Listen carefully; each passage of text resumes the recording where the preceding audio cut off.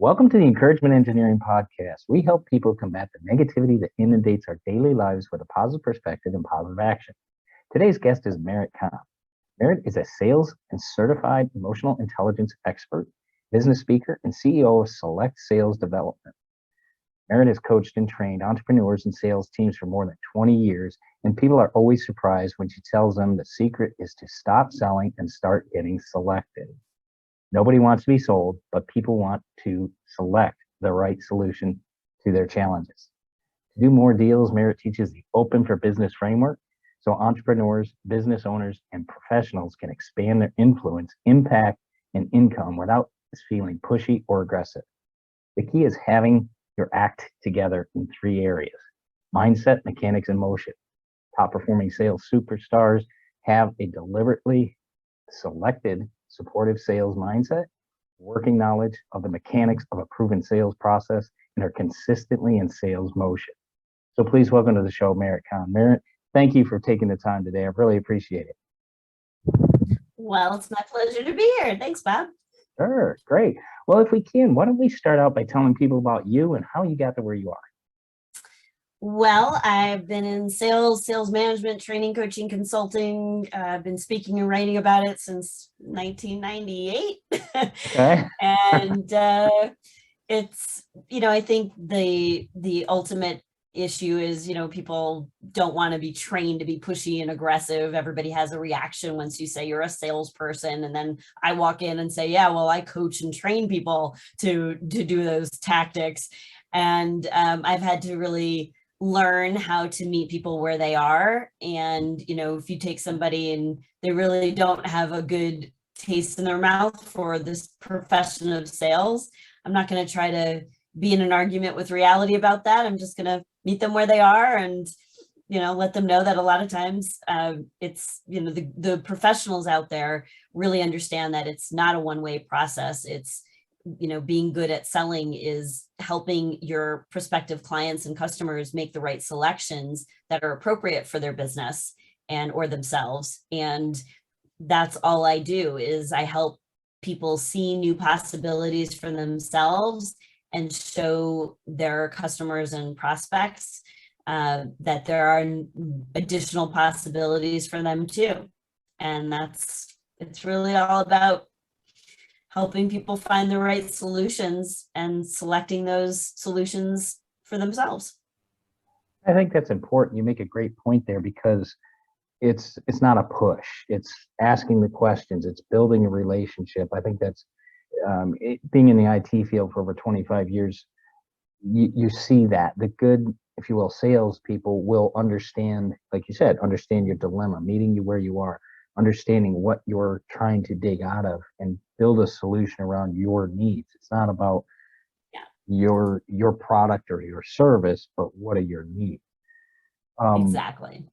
Well, let's go into that because it brings up another question of what is a distinction between marketing and sales? Well, that's a great question because, they're definitely interrelated. The way that I like to describe it is marketing is everything that happens before you're in a conversation. Once you're in a conversation, the sales process has begun. And probably one of the biggest mistakes I see people make is they're in a conversation with a prospective customer or client, and then they go backwards to marketing. They'll say something like, well, have you seen our website? Have you taken a look at our frequently asked questions? No, don't do that. Don't send somebody, if you're in a conversation with somebody, you don't want to send them backwards in the line. You want to move the sales process forward. So I would say something instead like, well, if you haven't had a chance to see our website, there's lots of questions that were answered, but really the questions are, our website is designed for you to have a conversation with me. So why don't we start with what's important to you? You must have reached out to us for something. You accepted my email invitation for us to talk for a reason. Let's start there. And I think what's important is, you don't want to spend a lot of time or money on marketing unless you really understand the sales process that somebody is going to go into once your marketing is effective. if you don't understand what you're doing with that lead, you're going to waste it. And if you understand the sales and the language and the sales process that you're going through with somebody, then you can infuse that into your marketing messages. And that's why I may be a little biased, but I do think it makes more sense to study sales and the sales process and the right mechanics of selling before you launch into, oh, I got to design a marketing campaign. Because if you don't know how to convert those leads, they have just become very expensive leads. And let's, maybe we'll touch on this, but you don't have to if you don't want to. Let's not even go into the Super Bowl ads, because there's so many times where they don't even, the ads and the marketing message, they're doing this, and you don't know what the product's about. You don't know what are they trying to get from you. Obviously, then it's more exposure, but that's about it. But half the time, you don't know what the product doesn't match what they're trying to sell. Is that something you help people to avoid? Well, it's interesting that you use the example of a Super Bowl commercial, because I actually have a tool that I created for our clients, and we call it the Super Bowl commercial. It's really a template. Think about it as, you've always heard in sales, you need to have your elevator pitch or your 30-second commercial or whatever, right? Like how you describe what you do when somebody says, what do you do? Right. And most of the time, if you listen to people, like I'll give you an example in my world. If one way I could say what I do is I could say, well, we do coaching and training. I speak at conferences. We have online courses. We have a lot of offers for sales teams and entrepreneurs, and we really help them shortcut the sales process. So, I could say it that way, which is really all about me, all about how we deliver what we do, right? Like, you don't really care what the model is if we teach online or in person or at an event. Like, you don't care, and that doesn't help you understand whether or not you need what I have. But instead, my Super Bowl commercial is about the prospect, so it really focuses on what their needs are. And so the way that I really introduce myself is I say, I'm the CEO of SELLect Sales Development. We do a lot of different things, but generally we're working with people who are very good at what they do. They're experts in their field, they're professionals, and they're frustrated because it should be a lot easier to get business than it is. They feel like prospects are always beating them up for lower pricing. The sales cycle's dragging on and on and on. People aren't making decisions. Sometimes they're just not even sure they're doing enough activity. I don't know if those are issues for you, but those are some of the things that we do. So when I say it like that, I'm talking directly to my prospective clients, and they hear themselves in my message. And so now that is what resonates with them. And now they want to ask me, well, how do you do that? Because they don't care how I deliver it. They want to know, are we the right fit? Like, can you help me? And the reason I call it a Super Bowl commercial is because, it costs millions of dollars to buy commercial time on the Super Bowl, not to mention the multi-millions of dollars it takes to create that commercial. Right. So my perspective is, I want you to really craft and hone your commercial as if you paid millions and millions of dollars every single time you delivered it. And when I started explaining it to my clients in that way, it was like light bulbs started going off, and they realized we don't take it that seriously. We haven't really taken the time to craft it. And it is the most important piece of the process, because unless somebody sees something for themselves, you're not in a sales conversation. Right. Well, and it's a great thing you mentioned that, because that conversation makes it personal, and the way you worded that. I don't know if you guys are listening to this on your, whatever podcast you're listening to, then rewind this and listen to that again, because you included the problems they have, and you brought it to the light of making them think, I could use that. And I think that it's personal. It's like, she's got an interest in me. I like that. It makes me feel better. And like you said, there's no pressure. It's a conversation starter. And then they start driving the questions. Well, how can you do this? Or can we do this? And then they start to get excited. And then you got an excited client. It's like, okay, like Then now I see how this is working for you. It starts to get easier on your side because they're excited that somebody's willing to help Exactly. Yeah, them. you nailed it. Okay, so where do I sign up? No. Well, let's get into some more information for people listening. It's like um, you mentioned top items or top performing sales professionals. What do they need to do to consistently grow their business? Well, there's a number of things. To really be a top performing sales professional, to really be an entrepreneur who's consistently getting good results, it takes really three different things. There's three areas. And I was just doing a keynote in Vegas for a big franchise group, and we talked about all three of them. So I'll give you some examples. But the way that I talk about it is we call it the open for business framework. And if you think about it, we're all open for business, right? Like we have open office hours, we have open store hours, but there's being really open for business is so much more than just being able to do a transaction. It's about your mindset, about what's possible for your business, for your customers. It's about being in motion consistently so that you're consistently getting good results, so that you're consistently looking at your metrics and you're holding yourself accountable. Like there's things to do to be in motion. What most people do to when they're wanting to improve sales is they focus on the mechanics of selling. What do I say? What do I say to close a deal? What do I say to start a conversation?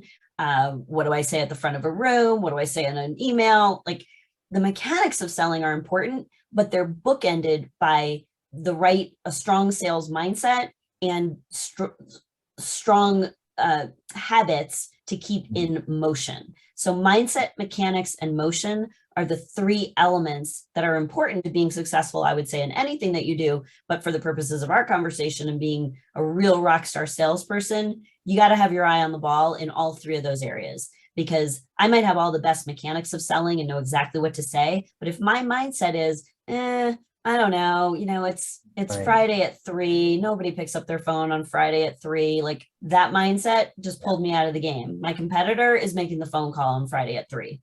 So, like that one little mindset could sabotage in spite of my good mechanics. Or we could certainly build the same case about being in motion, right? Like, I'm not going to go to that networking event versus somebody who consistently goes out and meets people or does podcast interviews, or, they have a habit of success that gets them closer to the result that they want.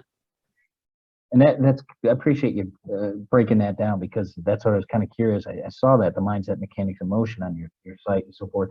And I was curious about that mechanics, and that just hit it. The network. People, we need to do this all the time.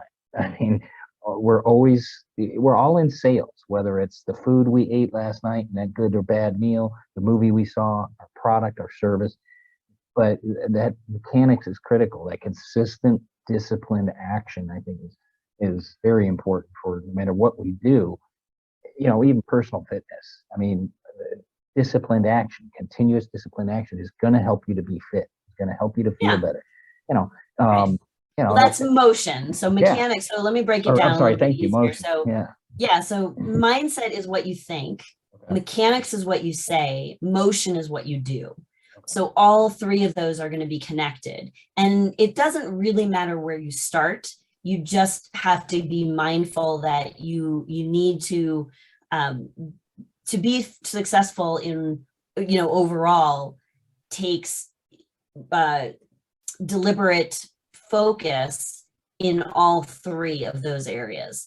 And you can't just be good in one. If you're doing a lot of activity, but what you're saying isn't really resonating with people, you're going to be exhausted. Yeah. And then that's going to impact your mindset in a negative way. If you're doing a lot of activity, but the mechanics of selling are strong for you, that's going to add to your supportive mindset. Then you're just more enthusiastic about doing more activity because you're getting positive results. So it doesn't matter where you start, but each one of them is going to impact the other based on how you perform in each one of those areas. I do think that it makes sense for people to start in mechanics. Like when you strengthen, you feel confident about saying the right things, you're more likely to be in action. Being more in action is more likely to give you good results. That's more likely to help you feel confident and in control of your revenue, your business, etc. And all of it elevates. And so I do think starting in that centerpiece is a good strategy for a lot of people. Great. And that's helpful because I mean this can go across, it's not just sales, this goes across anything in life. Yeah. And being an encouragement industry, your positive attitude has a lot to do with this. And you just hit on some of that because one relates to the other. Do you find that people that understand personal development or practice personal development are better at sales, or does that help them, or does it not relate to it at all? Oh, I definitely think that, being a lifelong learner and somebody who's focused on, the positive psychology aspect, they're first of all, they're happier people. They're a lot more fun to be around. I think a positive, optimistic outlook is incredibly important for entrepreneurs, for professionals, anybody who's in a stressful position of any kind, and certainly in sales, because you're experiencing a lot of rejection. If you've been in a sales role for more than 10 minutes, you've already been rejected, right? So you gotta have a good outlook, and you've got to feed your brain with things like your podcast. I mean, this is a perfect example of a really easy place to go on a very consistent basis to feed your mind with the positive, reminders about getting back in the game, and you got this, and all of the good things. And I think it's incredibly valuable. Now, having said that, you're only going to get so far if all you're doing is, talking to yourself in the mirror and saying like how amazing you are. But you're not backing that up with anything. Like I can't start my day with 10 minutes of affirmations and then sit on my couch and not make a phone call. Right. It's not going to work that way. So, it's always a balancing act. Right. But certainly people who, make a deliberate habit of encouraging themselves and the people around them and looking for the positive and being optimistic, absolutely, they're going to have an edge. No question about it. And that ties into my next question because you talked about before some of the most important things of being successful: the mindset, skill, or action. Which one? Well, it's a great question. It's a little bit of a trick question, Bob, because when I oftentimes I'm speaking at large conferences, and I'll ask the audience that question, and they'll raise their hands. Like, how many of you think, to be successful, the most important thing is your mindset? Hands will go up, and then I'll ask about the other, being in motion or what you say. And there's always hands for all three of them. And even when I, obviously when I do that in Chicago, they vote twice, but even when people don't vote twice, there's always, votes for each of them. And then I tell them, it is a trick question because all three of them are important. But if I could only have one of the three, there's no question in my mind, I would want a strong mindset, because a strong mindset is going to give me the language that I need to be successful. It's going to put me in motion in ways that I wouldn't if I didn't have a supportive, strong, optimistic outlook. Right. And I don't need to do it perfectly. I just might need to do it a little bit more. I may not have the perfect conversations, but if I'm having enough of them, it's going to work out for me. And that's usually driven by an optimistic outlook. Now, when I say an optimistic outlook, I want to also balance that out, because sometimes people hear that and they think, Pollyanna, like, I know what that means. Right? Yeah.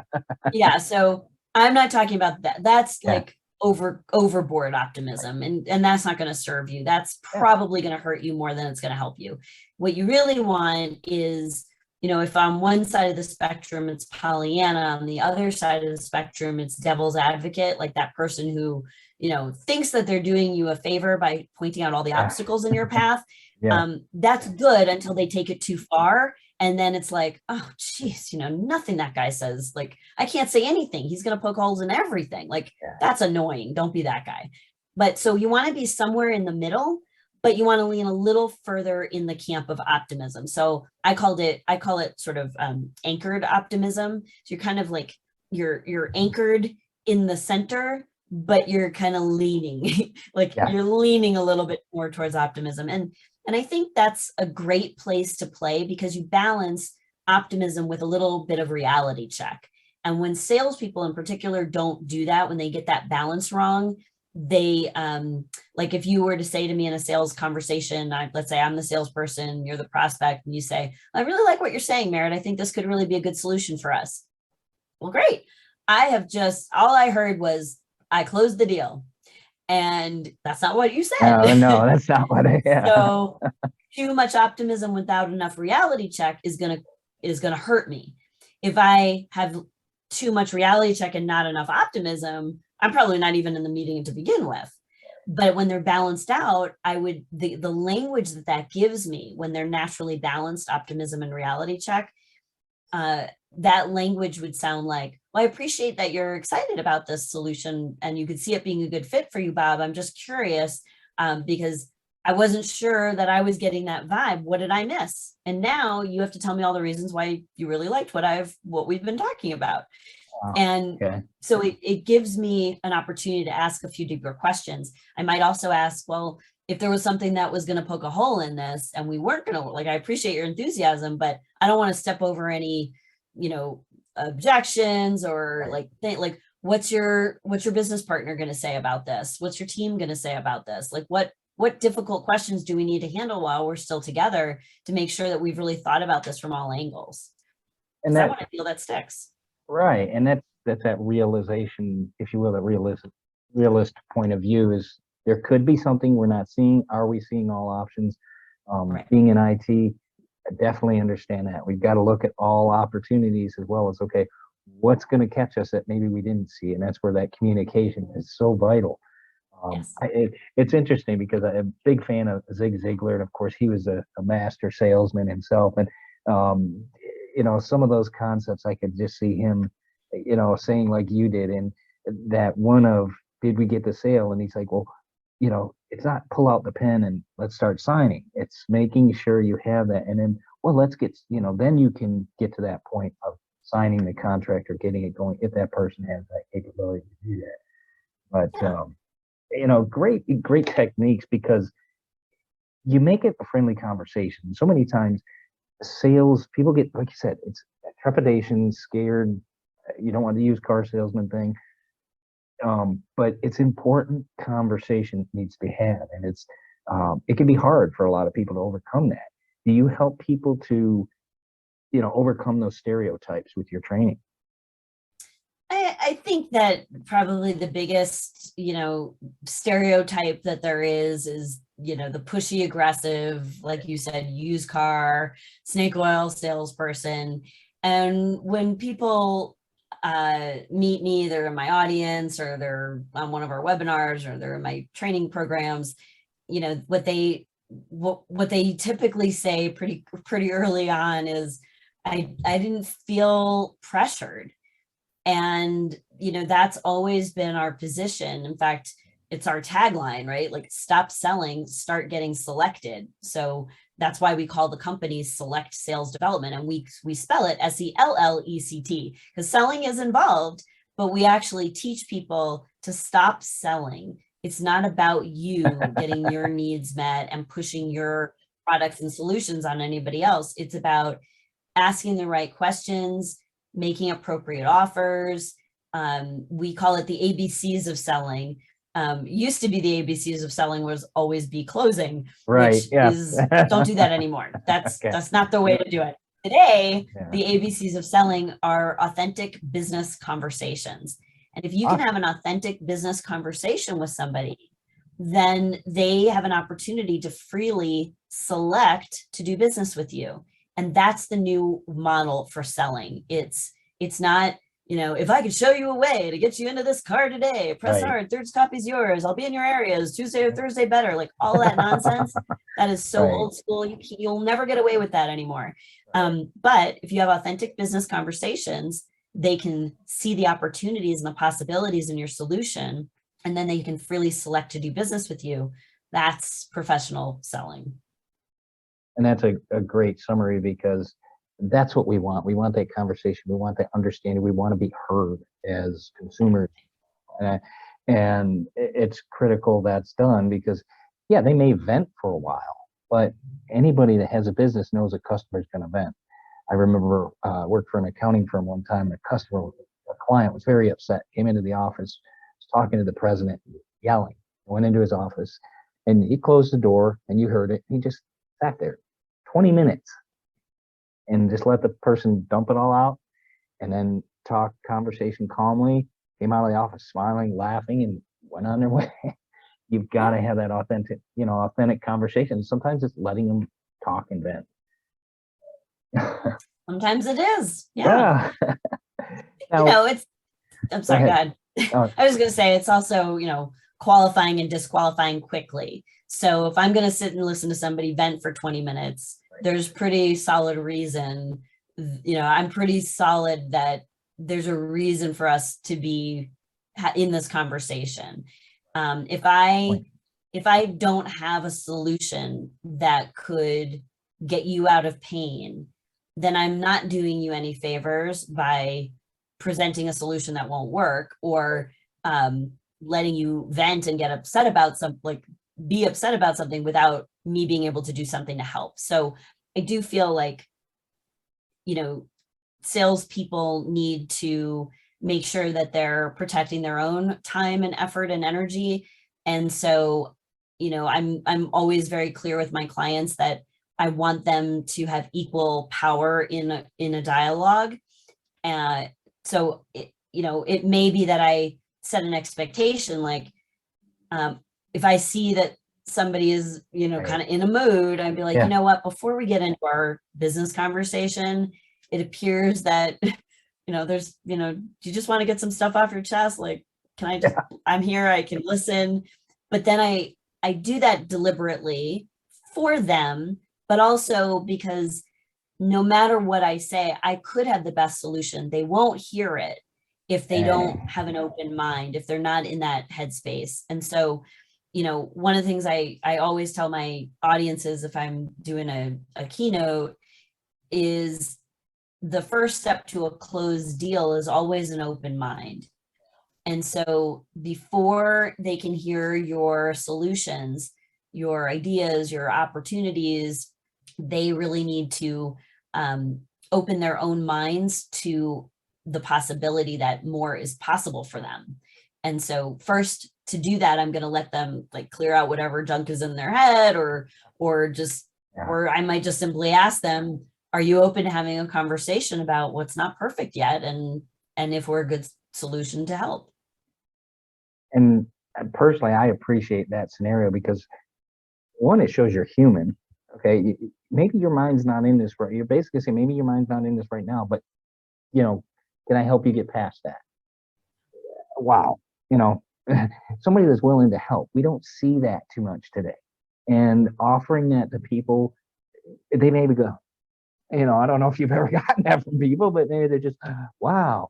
And, that's a great place to be, is to know that you can give that to people and to share that with people. So congratulations. That's a great concept. So that's, I appreciate you doing that, because it's, in a business world, it's not all just the business. I mean, that's what I go into groups a lot of times, and I'll talk to corporate organizations, and we're people first. We're people first. They have problems, they have issues. The kids didn't behave, they didn't get enough sleep last night. We got to continue to do what we need to do, but we also have to take that into account. And it sounds like you do that. So, and still, like you said, still maintain your business profile of, we want to, find this objective or get this objective if we can. Right. So great. And that, obviously that's part of your sales mindset, if you will, that too, right? Is knowing that parameter. Yeah, I think so. I mean, I think over, more than 20 years of being in professional selling and communicating with a communications degree and all the things that go with that, you know, I've always, I think one of the best pieces of advice I got, early in my career was uh, always study, other people, like study people, know their buying habits, know their motives, know how to communicate, all of that. But really the better advice, what I discovered later, was the first person that I should study is myself. I spent a lot of time learning about other people, their disc profiles, how to adjust, the approach so that it works for them. But what I realized, and I wish I had learned earlier, was the more I know about myself, the more tools I have at my disposal to be able to adjust so that someone else is comfortable in a conversation with me to tell me the real deal so that we can figure out whether or not we're a good match to do whatever business we're looking at. And, when it comes to mindset, I think there's a lot of people that, just intuitively know that having a strong mindset, a supportive mindset is important. But I don't feel like there's a lot of very specific ways to work on what that means. We could say, well, we should have a calm, clear mind. So, okay, great. We all need to meditate. All right. Well, that's one way. Okay, yeah. But when I talk about mindset, I talk about it in three very specific areas, and especially for salespeople, leaders, entrepreneurs, it's really important. So internal mind is what you say to yourself. Your behavioral mind is what your actions say to other people. And then there's your emotional mind. And that's really how well you understand your emotions and the impact you have on other people, which is incredibly important in a leadership conversation, because we all know, the leader in the organization walks in a bad mood and everybody around them thinks, oh my God, what did I do?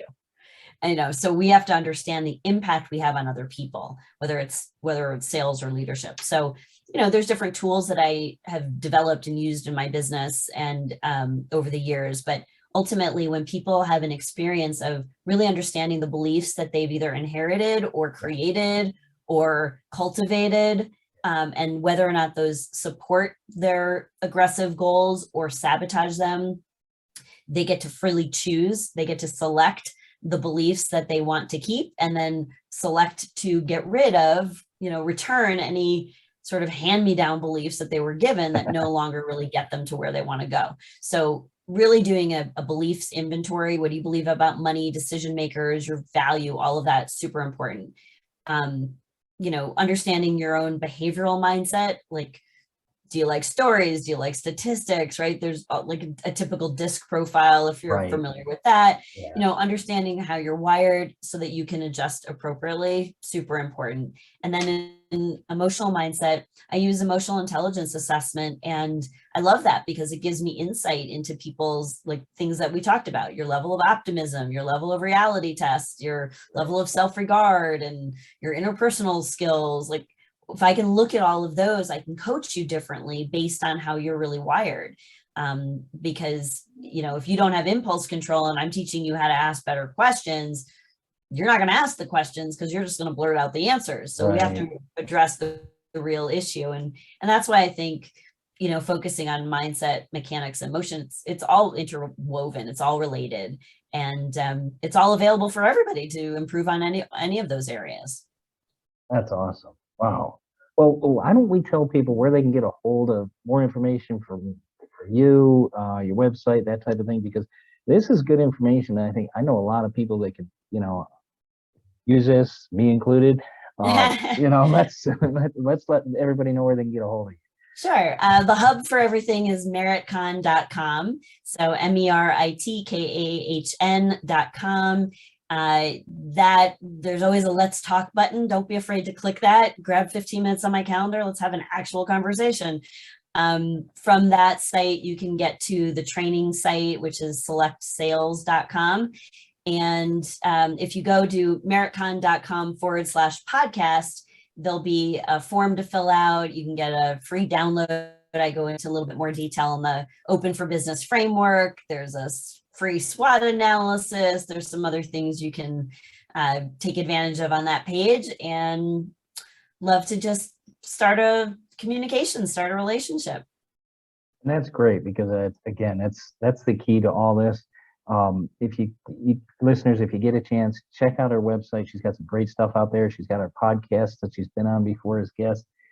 Great information. She's got different breakdowns for presentations, more about the program. So check her out. She's got a lot of information, and as we've heard, this is good information, great stuff. So Merit, thank you so much for being a guest on the Encouragement Engineering podcast. I really appreciate your time today and the information you've given the listeners and me, the education you've given me. So thank you so much.